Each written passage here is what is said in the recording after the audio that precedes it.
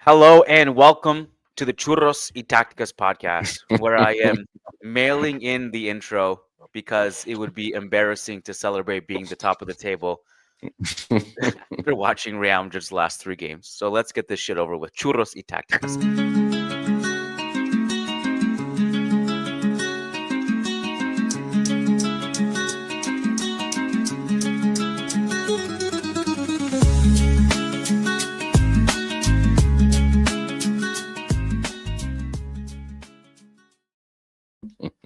Hey, Diego, remember when I tweeted out I recognized my club again and I had the Michael Jordan crying meme? I do remember that tweet. You can use the same picture of Michael Jordan crying, but now it's I don't recognize my club anymore. I hope to already, bring the meme back later and in positive for positive reasons, but so you maybe missed that, but from the Churros account, I already reposted that one after your loss against thanks, Atletico bro. de Madrid. Appreciate that. Thanks. But yeah, dude, how times change. As we always say, As we always say, football surprises us. Another that's plot right. twist, another stick that was thrown, another wrench that was thrown in between the wheel of the bike of Los Blancos. Having said that, you guys scraped a point away against the mighty Elche. And I'm just seeing some comments popping up. And normally I have those tucked away. But yes, I did say La Liga was over. But now with just 1 point adrift and still everything to play for, most of the season is still ahead. Still have to reach the halfway point. Still have to, of course, Reactionary.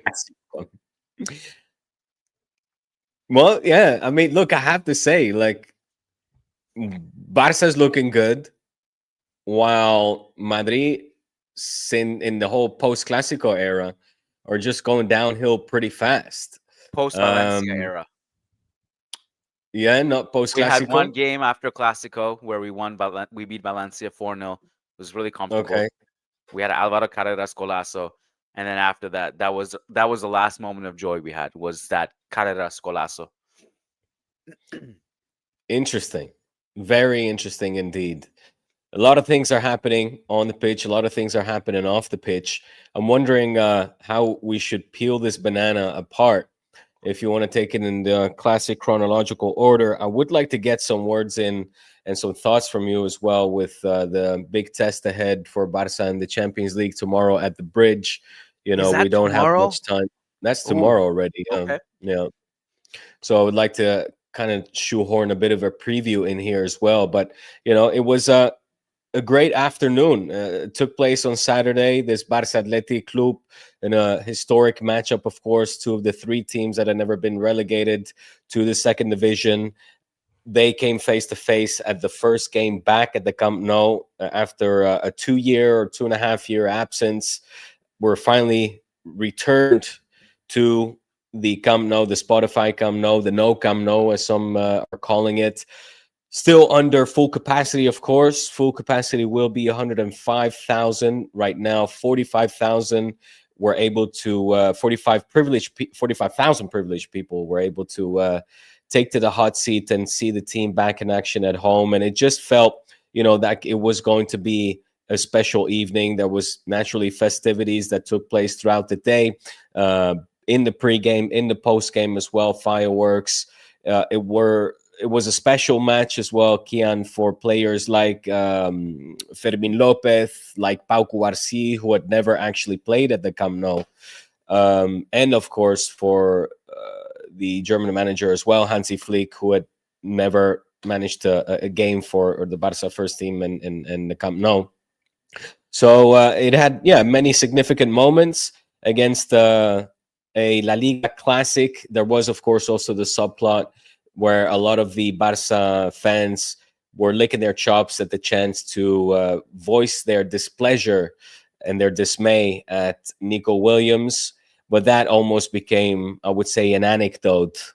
It was more anecdotal than you know. I read some papers or some articles rather that said it was a hostile atmosphere. Well, I wasn't one of the lucky people that was able to go to the Camp Nou, but what I perceived from the TV, mind you, I did try to go, and tickets were absolutely crazy expensive, Kian. I need to get some accreditation going fast, or some of my contacts to come through with the goods, because I ain't paying no two nor no three nor $200 for a ticket, mate. Yeah, I think you're muted. Yeah, you're muted. Damn it! That was a great line. I had to. I can't deliver it the same uh, same authenticity now. What are your thoughts on the stadium renovations itself? You pleased with how it's turning out? Well, I mean, I haven't been there yet, so quite frankly, my initial impression was trying to spot sort of the differences, if you will. I spoke to some friends that did go, and they said that it's, from the inside, the renovation is far from being completed, but what is done so far is very different from what the Camp Nou previously looked like. All I could judge from was the aerial shot itself, and from the tribuna, so the seating area that was finished so far. It was hard to get an impression from what has been done. I've always thought that the Camp Nou was one of the best stadiums in the world before, and I'm sure that when it's finished, it will be once again. But so far, I would say so good. If I have to choose between playing at the Montjuic, where I think, if I'm not mistaken, maximum capacity is 47,000. So, give me the Camp Nou even at 30,000 or 25,000. I'd rather be playing at home in these new facilities. The pitch looked perfect. It looked beautiful as always. And yeah, it just felt like home. It felt much better to be seeing the scenes of the players walking out of the famous tunnel, and just being back home was an important step to take. So I was very pleased. And then, of course, once the referee blew the whistle and the action took place, it was just like seeing Barca of old. I don't know if you got to see the match in its entirety, but it was a very, very dominant and convincing performance against a side that I thought was going to give us a tougher time, given, again, perhaps some of the hostilities that were brewing under the scene. Not necessarily maybe between the players, but I think that kind of spills over. I mean, we saw against Real Madrid just how a pecho, like how personal some of these players take some of the things that are being said off the pitch. And maybe it's water under the bridge or it's old news, but tensions were very, very high between the clubs, at least at an institutional level, over the summer. So I was thinking that this was going to be more of a matchup, but it just turned out to be a brilliant Barca performance. Lewandowski, the first player to score at the renovated Camp Nou. Ferran got a brace playing off of the Polish striker. Lamine, for me, was the star of the match. It was a stellar performance where he got to show his quality. He only got 2 assists. I say only because he was involved with at least 3 of the 4 goals.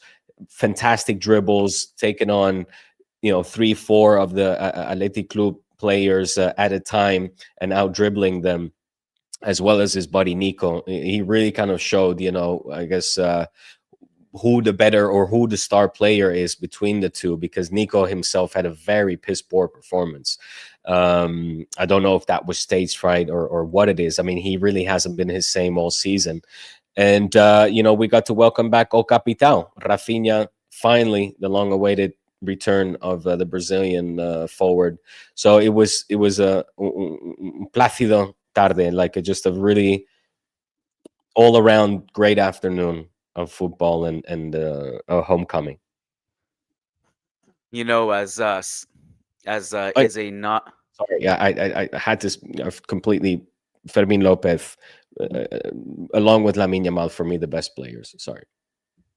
No, I was gonna say from a not a non-Kool-Aid is an understatement. Watching this game, Mm. I actually, funny enough, I didn't really watch it because I have a rule now where I'm like 1 game a day max. I was doing too much. I was watching 2-3 games sometimes a day. So I reserved that day for watching Manchester City versus Newcastle, and I took my kids out for the Barca game during that time. So I was just keeping tabs on it, but I wasn't watching it. But uh, the Nico Williams thing, it's not just his performance at the Camp Nou. He's been really poor all season, like you said. Yeah, yeah. And from my perspective, I so wish there was some universe where Barca found the dimes and pennies that they needed to put this deal together, because it would have handcuffed them financially so badly for a player that is not worth that money. Hmm. Unfortunately, you guys got Rashford for free That's easy instead. to say now, but I mean, would No, even at the especially time. coming from Real Madrid. No, I mean, you guys have been handing out. You guys paid 70 million for Endrick. You're gonna say that 65 for Nico Williams is No, it not worth it? wasn't. It wasn't the transfer that was the problem. It was the salary. He's getting paid What is the salary? something ridiculous. It's ridiculous. That Right. it only makes sense for Athletic Club to pay that and no other club, because Mm. Athletic Club can't spend that money on anybody else. Yeah, yeah, So it yeah. makes sense for them to do it, but it would be suicide for Barca to match the salary. I wonder what has been the cause. I know that obviously health wise, he hasn't been his best neither. In that parallel universe that you're talking about, there could be a case where he comes to Barca and under Flick, reaches higher heights and plays at a level that we kind of all expected or kind of hoped him to see execute at.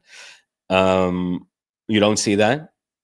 You don't I think that maybe staying in his comfort zone, staying in his lane, has kind of maybe dampered his spirit, dampered that light, if you will? It wouldn't even if he had increased his performance with Barca, it wouldn't have justified the salary. No way, I mean, Jose. the salary, yeah. I mean, he wouldn't have gotten paid that. And he would have, Yeah, Athletic Club was always going to outpay Barca salary wise. yeah, yeah, Yeah. yeah. But it happened, and luckily for you guys, you didn't handcuff yourself to that. It, It would have yeah. been very difficult financially.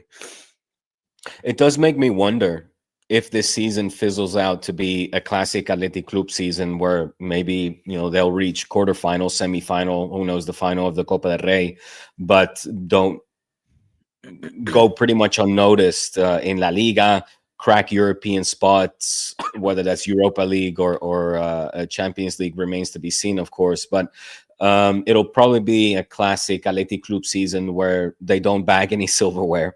Uh, he extended his contract 10 years, if I remember correctly. It was an Right. insane extension. So that Yeah. also makes it a little bit more difficult for other clubs to come in and swoop in, unless his buyout clauses remain more or less the same, of course, for other clubs. I don't know. Regardless, bullet dodged.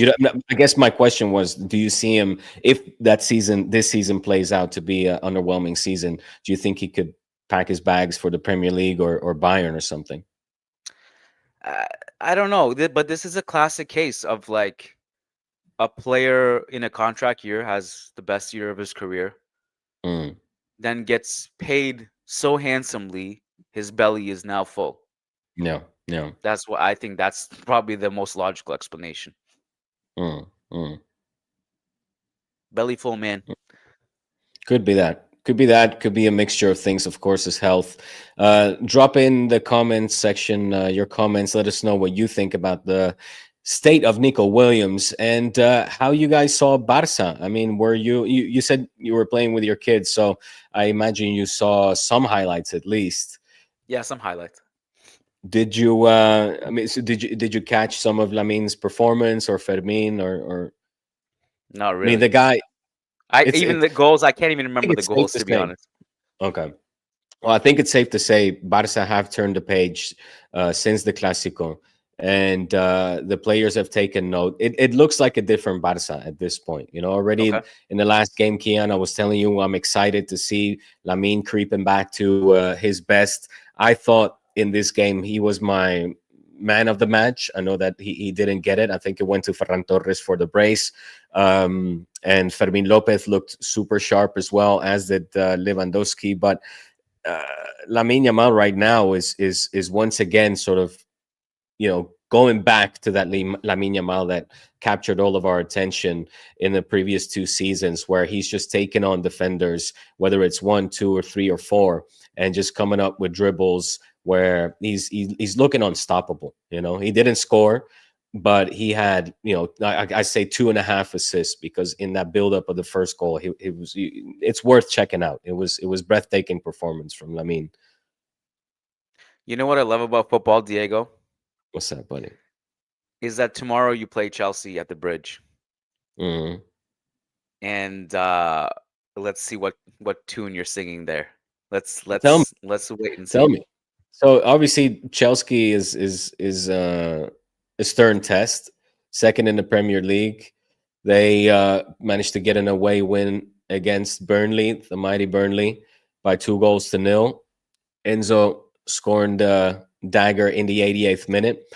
I haven't kept up tabs with Chelsea since they had a squad of 44 players deep and were underwhelming.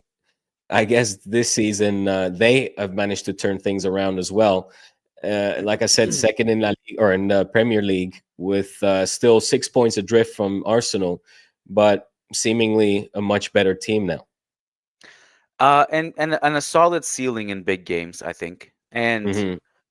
I just, this is more of a thing, and I think I've mentioned this to you. I don't know. I feel like I'm not satisfied with my camera angle because it's not in the middle.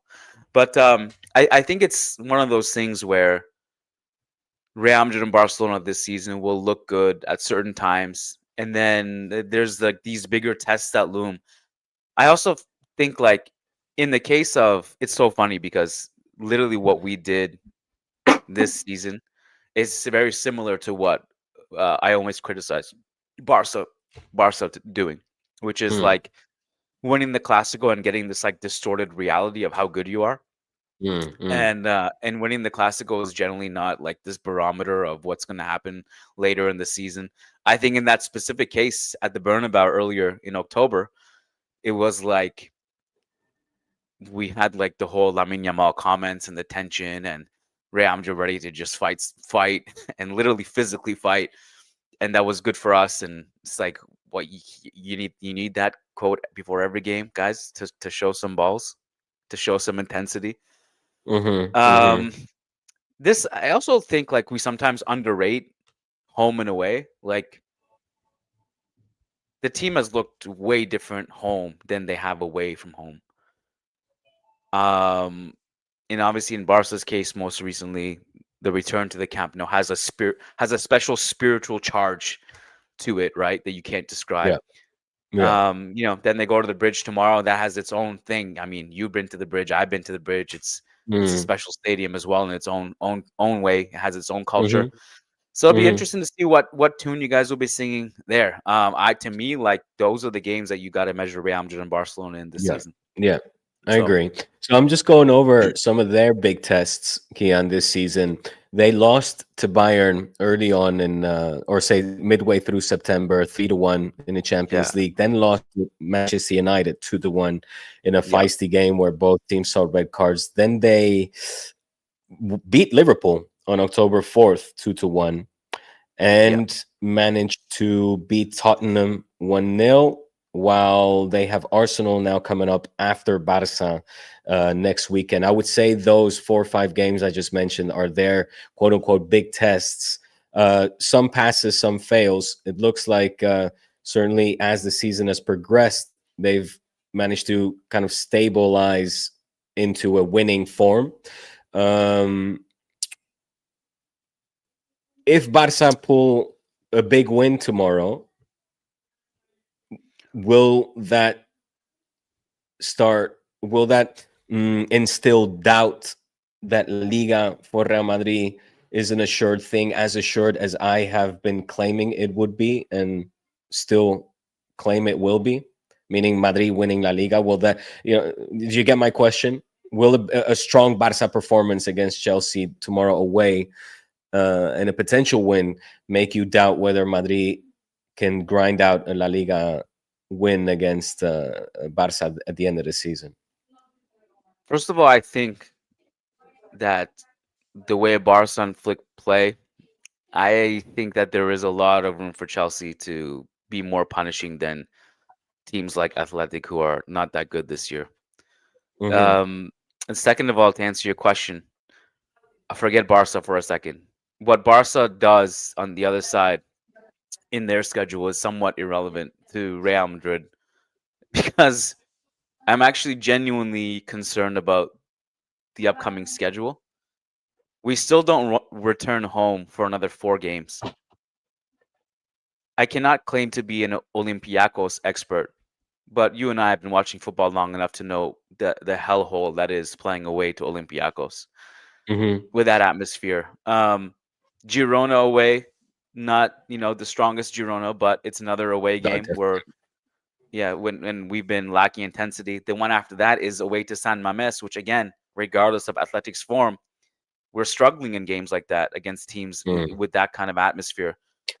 And so that's actually a stretch that I'm concerned about because, as we know, there's a lot that's concerning about Real Madrid based on the last few games, and we don't go back home for another 4 games. And there's potential for this to get worse from a Real Madrid standpoint, irrespective of what Barca does. Okay, so you gave me the perfect politician-like answer by not answering the question. That's fine. I mean, the season is still long. What do You you don't mean? need to go out on. No, whether again in a hypothetical case, Barca have a big win tomorrow, will Okay. doubt creep in whether Madrid can therefore maintain their regular winning form, let's put it that way, to still grind out La Liga, or will you start? Because I'm the first to admit I've been continuously saying, especially since the Clásico, that Madrid are going to win La Liga, and I still maintain that stance. Quite honestly, I'm a little bit confused as your question because to me they're two unrelated things. If Barca win in the Champions League tomorrow in a different competition, yeah, because I guess what I'm trying to say or ask is do you see Barca going back to last season's form? So far this season, we haven't seen Barca in the form, the champion caliber form that we saw from them last season, and that was the reason why I said, look, this season is a wash for Barca. We're missing all of our goal scorers. Lewandowski's been out, Raphinha's been out, Lamine hasn't been the same. Now these players are coming back. Raphinha was the last one to come back and have a cameo of 10 minutes, but Lewandowski's hitting the back of the net. Lamine is coming back to his best form.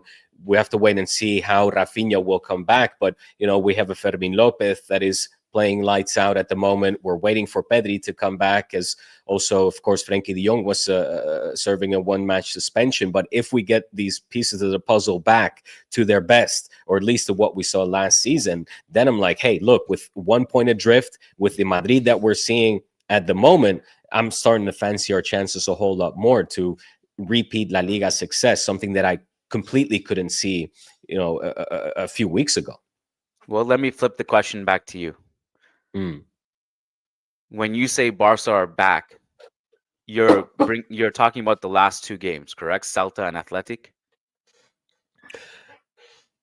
Primarily, yeah, yeah. Okay. So those two performances against Celta and Athletic were enough for you to be convinced that all the problems of the season were erased?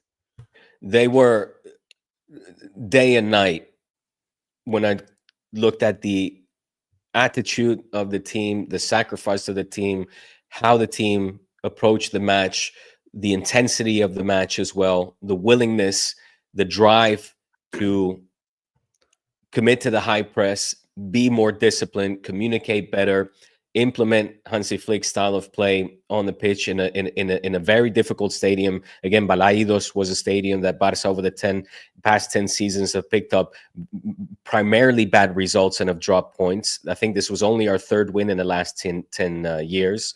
Against Athletic Club, more of the same. So yeah, it's definitely encouraged me, these last two performances, to say, hey, look, maybe we're turning a page now. Do you believe that to be the case? Like, do you believe that's the turning point and like what I is your think a genuine really feeling strong, about tomorrow?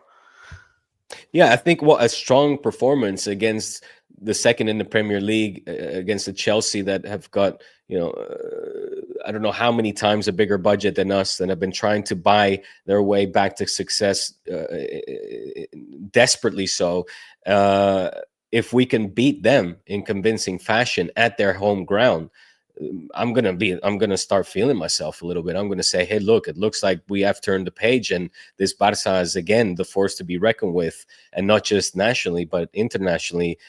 In the Champions League, we can compete once again with the very best, and those that are favored to pick up the title, which I think Chelsea is one of. You're talking about like what after the fact. I'm talking about After the fact, yeah. literally. How do you feel about heading into tomorrow? Okay, well, You're confident? listen, yeah, I'm confident. I'm happy Okay. with the performances that I've been seeing of late, and with this attitude, with this quality, with this style of playing, with this engagement from the get-go, taking the game serious. We're minimizing individual errors. We're staying concentrated at the task at hand. Of course, I'm going to fancy Barca against any team.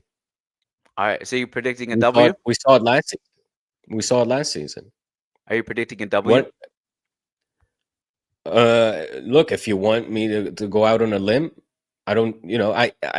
My sample size for Chelsea this season is bare minimum. Again, Champions League highlight scraps. So I don't know that team well enough to say, we have what it takes to beat them. But on paper, and from what I know from my team, I fancy our chances at our very best level against any team for sure. So yeah, I'm not scared to be like, oh yeah, W. I'm not gonna shy away from it. I'm hoping for a win, and I'll put some money on it too if I have to. Sure. Put some money on it? Okay. Hey, Yeah, let's Diego. get a betting sponsor in here. I'll put some money on that shit. All right. So Diego predicting a Bet W three against six Chelsea. five. Come Yeah. and sponsor churros, and you'll have me as a client. I've I never, just want mind to you, I I just never want to bet. say this about your confidence in beating Chelsea tomorrow. This is what I want to say. We can't hear. That ruined it. We I don't know why we the can't audio hear. didn't work. Totally ruined it. You got The to work on delivery that on that would have soundboard. been insanely good. But we But will be there. I We will like be there. these I like these little. How do you do that? Hey, These you little just clips that you play. Florentino, you just call Florentino and he corrupts the whole system and lets you play videos. That's all. That's all. It's easy. Florentino boy, did you tune in for that? Of course. The assembly, Of course. of course. My king. Were you in tears and clapping? It was beautiful to watch. Beautiful to watch. You know what Beautiful was to see him. interesting? To see him with the guns out. You know what was interesting? I forget who it was. Some account clipped his speech, or a portion of the speech, the part where he talks about Barca last year in last year's assembly, and what he obviously had to say this time around, which was some populist anti-Barca rant, going uncovering once again the Negreira ghosts, and just You clinging on literally clinging you on agree to with him. You agree with him. in what You yourself sense? have said the Negreira thing is shady. I don't like it. Yeah, Okay. yeah, So yeah. don't talk about like ghosts and Negreira But ghosts. it's like it's so uncalled for. I mean, what? And last year, mind you, the funny thing was he was backing Barca, and he was like, "Barca are our friend. We You need know Barca. why? We're stronger You know together." why? Yeah, the Super League, of Because course. Laporta, The the Super coward, he ran away and said, "Okay, please, Al Khalifi, take me back. I need money. I need help. Please, please."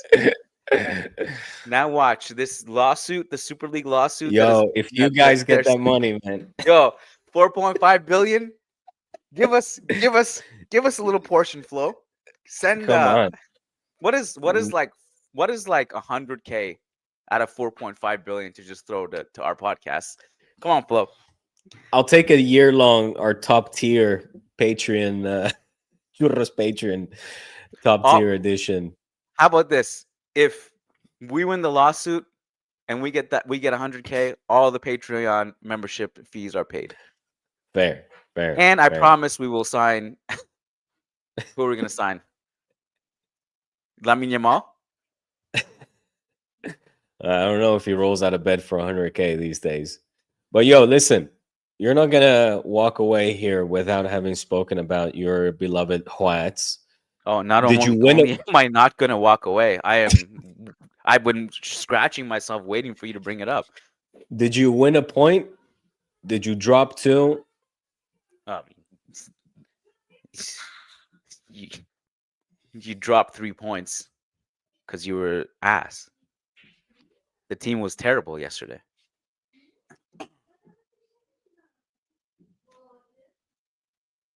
All right, segment over.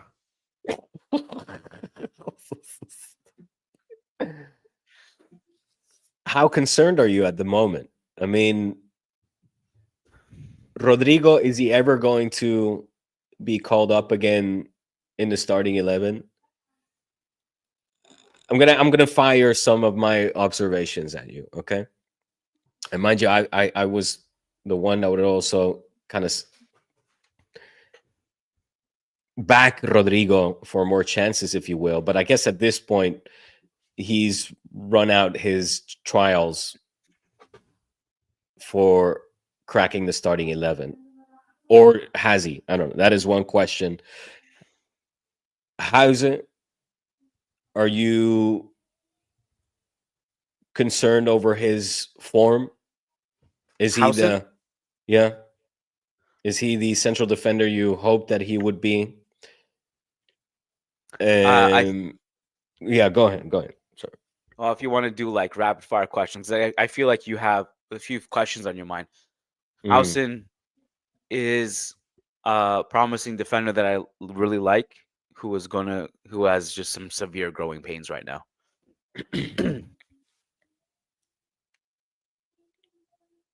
Rodri.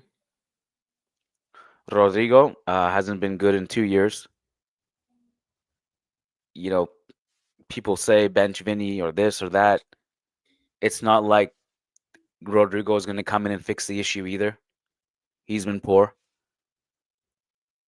So that's my thoughts. When he's on the field, I have zero confidence in him doing anything.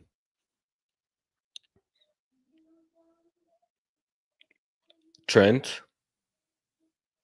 Very encouraging return to the starting lineup yesterday.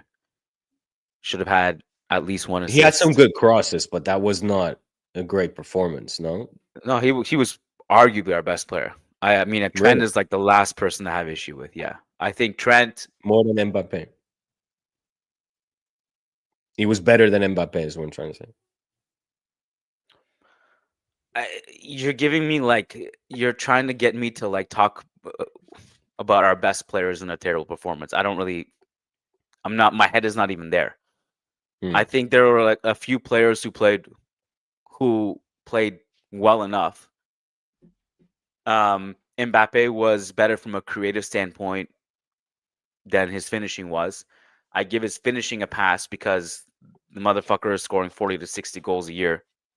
And then we can't like just get mad at him because he stopped scoring for a couple games. It doesn't make sense.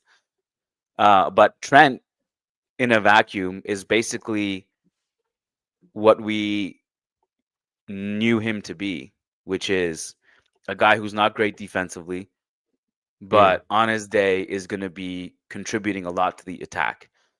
And so I think if you talk about Trent's role in Xabi Alonso football, the fit is there.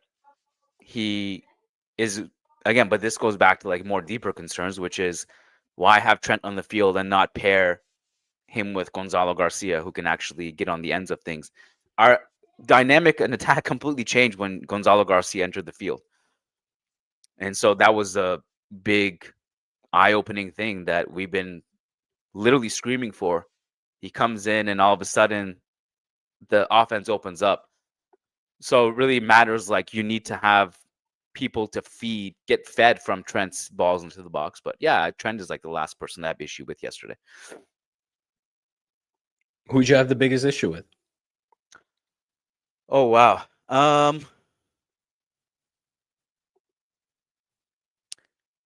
Rodrigo was poor. Vinny was poor off the bench. Uh Carreras was poor. Hmm. Fran Garcia wasn't good, but I also am like, what am I doing hating on him? Like, why? It's not his fault he's on the field. He should not be our left winger. Why are we doing two left backs? Ceballos was poor. It was poor. Fede didn't move the needle at all when he came in off the bench. Camavinga needs to be better. There are weird moments where our effort just switches off. I would say maybe there's like a handful of people who at least fought. Mbappe, Bellingham, who I thought was poor like in the first 20 minutes, but then got going and grew into the game and at least tried to will his way back to a comeback. Arda should have had at least one assist with the balls he was putting in to Mbappe, and also he was good escaping pressure. Asensio was largely good, but I think he should have closed down Alvaro's shot better. But also, it was weird that no one else was helping him track Alvaro in that situation. Mm. Who's left? Did I miss anyone?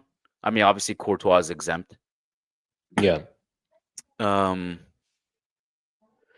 No, I think you nailed the main ones here. I wasn't particularly impressed with Coño Ceballos neither. I was expecting you to sing his praises or at least try to defend that performance. who? So I'm Sorry. quite Ceballos. I was kind of wondering what he was doing out there, and also Rodrigo, I thought was shockingly bad. And I was thinking, how is this going to affect Xabi Alonso's management of the dressing room once again, having benched Vinny? Is this once again kind of like a show with a show of authority, a power struggle, a message? Because even though Vinny came out and didn't look particularly inspired neither on the day, at this point in time, I mean, he has to be part of your go-to starters each and every game and kind of hope that you get the best from him. I'm surprised that you get surprised when I just have fair analysis of players. Like, you're surprised that I said Ceballos was not good yesterday. What do you think? Who do you think I am? What do you take me for? I'm very You're a confused. Ceballos fanboy. That doesn't mean I make up stuff about him. If players Mm, play badly, I say they play badly. If they play well, I say they play well. I'm not okay. wrong ever. I don't lie. I'm not a liar. Ceballos Okay. had a really bad game. He's been pretty bad all season, actually. Well, let me ask you this, since you're so fair Mhm. and honest. Absolutely. Ask away. Which one of the two Madrid goals should have been disallowed, if not both? What happened on the first one? Bellingham passes it with his arm. I think that would have been harsh, and according to the rules, this is the whole typical handball thing that we both generally agree on. I think the second one, we got away with it. Yeah. Yeah. Okay.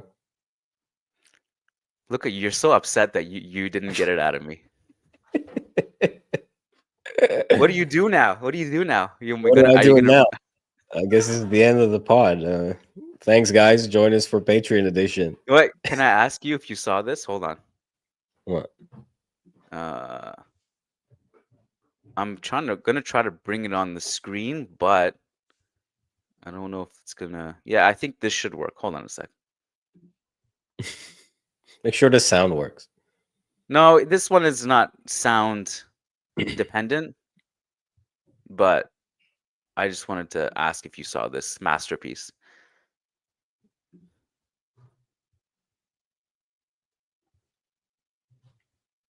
الطرف الايمن عرضيه داخل منطقه الجزاء. Oh, baby.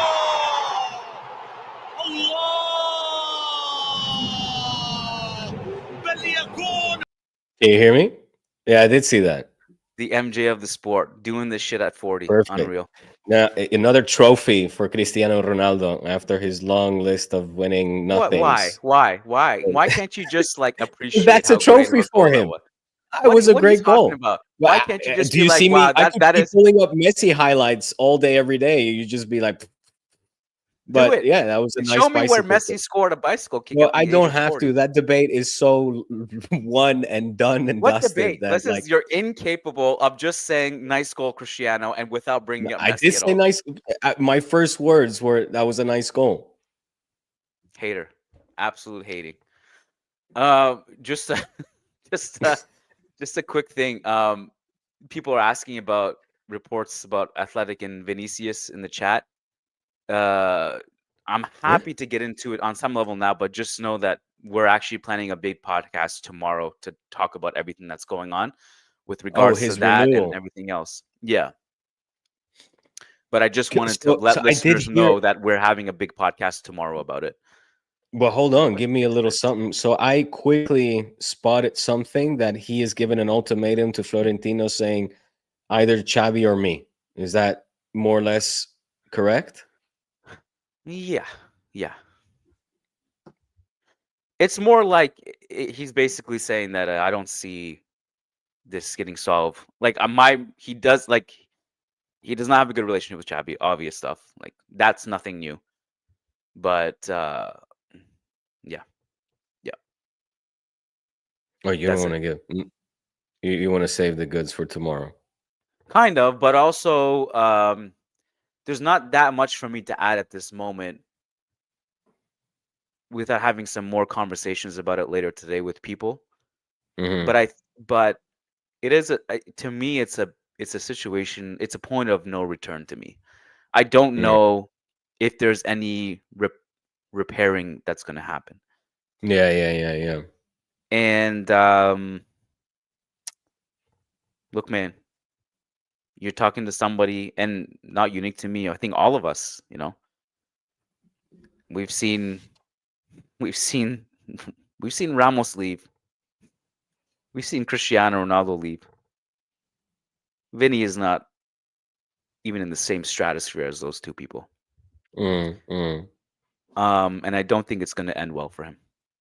I guess the question is, have you seen enough from Xavi Alonso to then say, my chips, I'm going to place them on Xavi, and it's farewell, Vinny? You understand? You know what I mean? I think you have to let the manager you hired to fix the mess do what he needs to do and give him full keys to do it.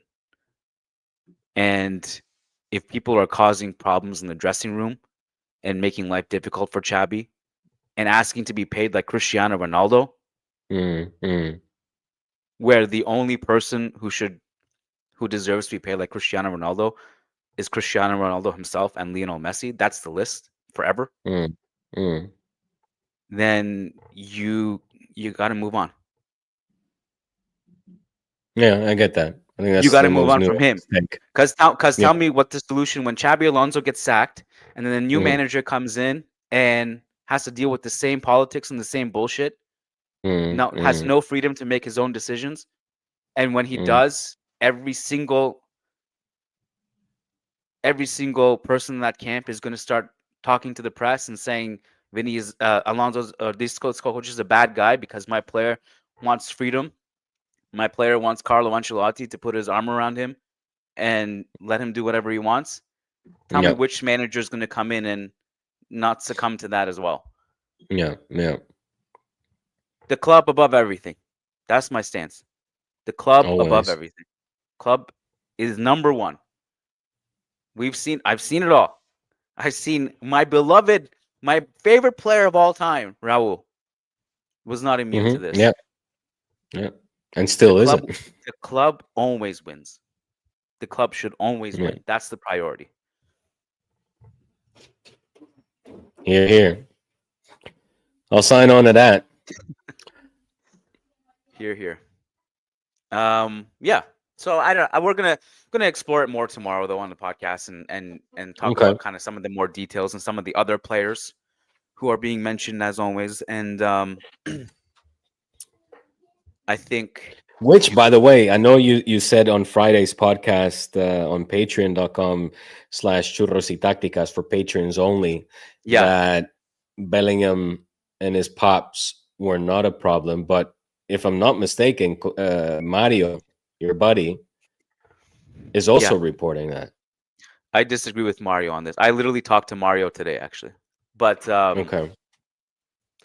and I think Mario is pretty bang on about mostly everything, and I highly respect his work, and he's a good friend of mine. But there's a couple points that I do disagree with him on this that conflict with what I hear. Okay. Yeah. Well, be that as it may, we'll see. What Looks we like what Xavi we has what his we hands what full. we do agree on is that there is one that's the main guy who is the Yeah, one the leading ringleader. the rest of the players against Xavi. Yeah, that seems pretty obvious. Yeah. Yeah. So Well, I'll be tuning in for that while I'm eating my popcorn and watching the Chelsea game, the Chelsea Barça. you're gonna listen to our podcast while you watch the Barca game. That's I'm I'm honored. I'm trying to plug your stuff, man. Thanks, man. I appreciate it. I was excited. I thought you actually were gonna do that. Well, I don't know if timing wise works out, then yeah, for sure. I'm curious to hear what you guys have to say. So uh, I'll be tuning in. And maybe Um, chime in a little. all right, Chelsea Barca tomorrow, and then I guess Real Madrid plays on Wednesday, Olympiacos. Yeah. And then you and I will be back. Excuse me. You and I will be back on Thursday over on Patreon. Patreon.com/churrositacticas, where we literally answer every single question from every single member that comes in. It's included in your membership. Actually, for those of you guys who generally send super chats to us, hold your super chat money. You just like get unlimited super chats if you're a patron. You would actually save so much money. Go to patreon.com/churrositacticas, ask away. No stone goes unturned on the patron only edition. Thank you guys for watching. Thank you guys for being part of the Churros Army. Follow Diego's channel. It's co-streaming on D-Spot. And make sure to follow Yes, us indeed. both on social media. Thanks, guys. Take And care. Thanks, and Diego. and just some fun banter as well on the Patreon platform. So we get to dive in and delve into these topics deeper. And yeah, it's always fun. So come and join the place where Madridistas enjoy hanging out together. It's unique. It's unique. Very unique. Most underrated duo. Thanks, guys. Peace out. You go. Peace, buddy.